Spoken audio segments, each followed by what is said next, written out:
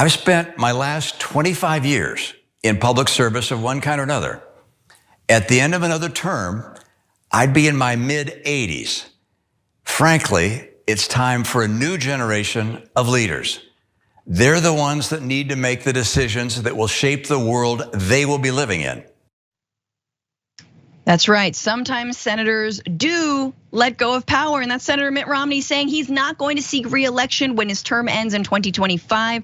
He is 76, actually kind of young for the Senate, considering Dianne Feinstein's 90, Mitch McConnell, I believe, 81, and they're not doing well. So Romney is saying he's not going to run for re-election. And the question, look, it is something that I think not enough senators do, clearly. And it could be a threat, a problem for this country that we have so many older folks in power. Just today, just recently, there was a Pentagon-funded study that shows that dementia among US officials poses a national security threat. Right there. These people have access to top secret information, and they have had public health episodes. Dianne Feinstein had shingles, unable to walk, unable to sit for these crucial federal judge appointment votes. Mitch McConnell twice now on camera, stuttering and not able to speak. That's on camera, y'all. Imagine what's happening behind the scenes. So Mitt Romney has taken his cue and he's saying, no, you know what? I'm calling it here. Apparently he is very worried about his health. He says his retirement was partially prompted by his fixation on death. He speculates he has about a dozen odd years left if his family history, littered with sudden instances of heart failure, is anything to go by. Do I want to spend around 12 years I have left sitting here and not getting anything done? He asked. And the answer, I guess, is no. And what's interesting about that, Sabrina, is that Mitt Romney is also a conservative who is kind of the old world, right?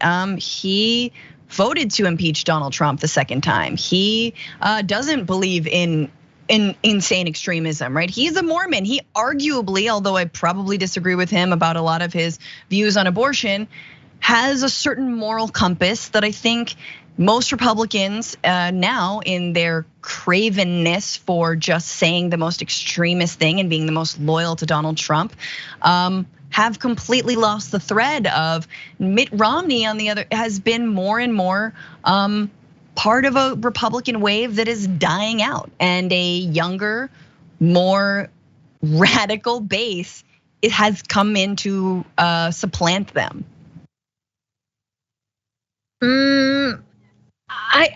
I think it's a good thing that he's retiring, because also when I first read that, he was planning to retire, I thought it was kind of early as well. And then I think you were the one that pointed out that he was in his 70s. I did not realize that he was even that old. So I feel like that makes so much sense. If anything, like a regular working class person probably would have retired like in their 60s. And here we have politicians who continue to choose to work well into their 70s, 80s. And I think it's probably a good thing for Romney to retire. I mean, there's nobody on their deathbed ever goes, oh, I wish I worked more. But who knows, maybe it's different when you actually have power. I mean, RBG is the exception, although she probably should have retired. Also, yeah. But yeah, I mean, and look, the polling shows in his own state of Utah that a little split, but that a lot of 32% said that he should not run again. So Utah voters were asked whether Romney should run again a second term in 2024. 35% of Utah voters said definitely. 21% said maybe. Another 12% said Romney probably shouldn't run, and 32% said definitely not. In a hypothetical matchup against Wilson and Staggs, these are, I believe, other Republicans, Romney received support from 44% of respondents, while Wilson had 6%, Staggs 3%. 1/3 of voters said another candidate, and 14% say they don't know who they'll vote for. In other words, kind of an open primary. Most likely a Republican will fill his spot in the Senate, but Not clear who that will be. That being said, again, Mitt Romney is losing support among the loudest part of the Republican Party, which is the most extreme part. So only very conservatives, those who identified as very conservative, only 10% said he should run again. I think more moderate conservatives say, yeah, he's doing an okay job. The one person who's super happy that he's not running again is, of course, Donald Trump. Donald Trump bleated, "Fantastic news for America, the great state of Utah, and for the Republican Party, Mitt Romney, sometimes referred to as PIERRE DELECTO." What is this? What is that? Someone tell me what PIERRE DELECTO is. PIERRE DELECTO will not be seeking a second term in the US Senate, where he did not serve with distinction. A big primary fight against him was in the offing, but now that will not be necessary. Congrats to all, make America great again.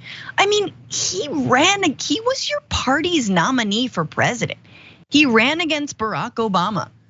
Like, sorry, he didn't go full Islamophobe with it, but he also was a pretty nasty guy in a lot of other ways we'll get to. But of course, it's because Romney has disagreed with Donald Trump. He's publicly opposed Trump as far back as 2016.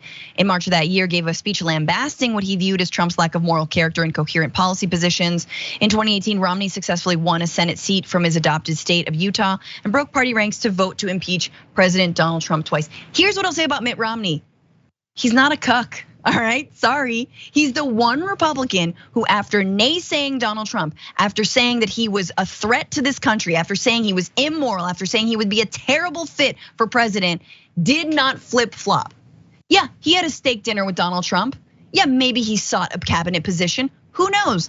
But he stuck to his guns. You can't say the same thing about Ted Cruz. You can't say the same thing about Lindsey Graham. You can't say the same thing about anyone who worked in the Trump administration.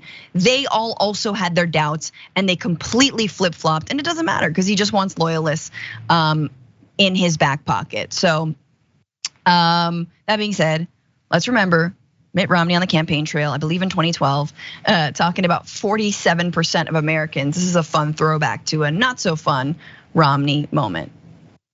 There are 47% of the people who will vote for the president no matter what. All right, there are 47% who are with him, who are dependent upon government, who believe that they're victims, who believe that government has a responsibility to care for them, who believe that they're entitled to health care, to food, to housing, to you name it. To health care, they want to eat. 47% of Americans want to eat. This is ridiculous. So that was a really fun moment. Again, the quiet part out loud. He's in this donor dinner.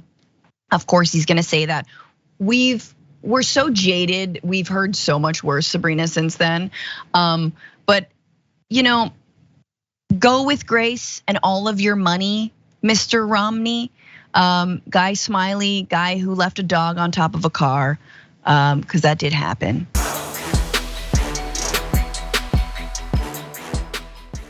Check out the Damage Report podcast each day, wherever you get your podcasts, whether Pocket Casts or Stitcher or iTunes. You can join me as I give you the news and stories you want, with a range of co-hosts and interview guests jumping in on the fun each day. Again, that's the Damage Report, wherever you get your podcasts. And if you get them at iTunes, don't forget to rate and review. Sometimes I'll read them live on the show.